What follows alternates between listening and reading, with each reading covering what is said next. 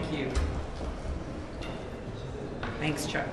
So I think all you have to do is listening to the opening salvo of Donald Trump's State of the Union last night to know that he is wildly out of touch where so many Americans are. These were his words. He said that Americans feel better, richer, stronger than ever before. He said that is the state of our union.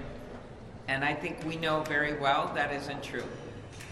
You've all seen the numbers of where Americans feel, so it's not just anecdotes.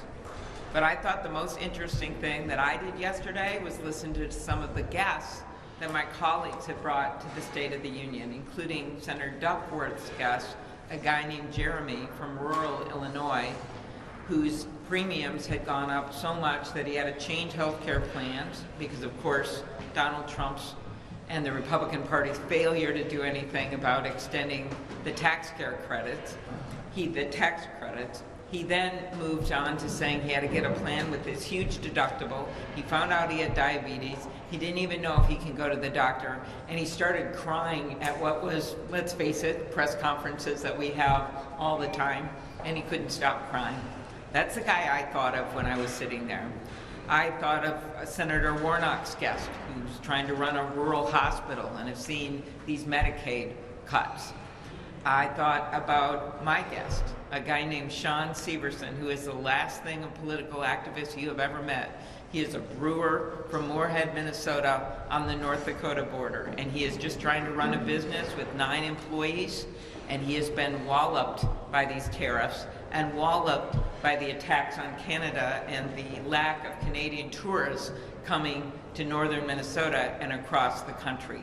That is the real State of the Union for so many people.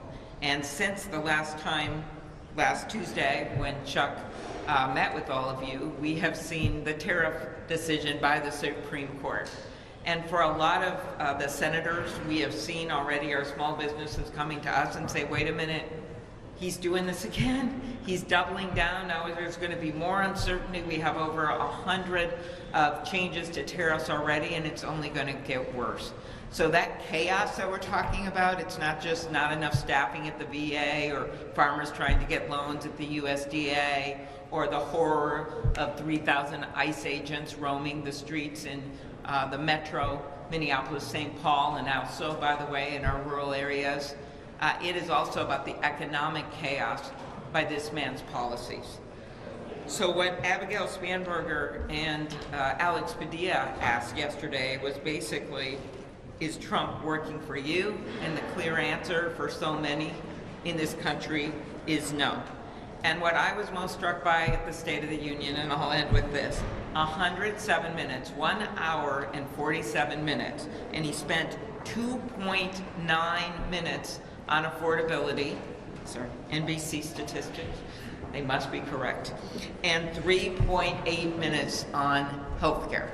So that's what we're dealing with right now, with someone who's the number one things on people's minds, he barely even talked about.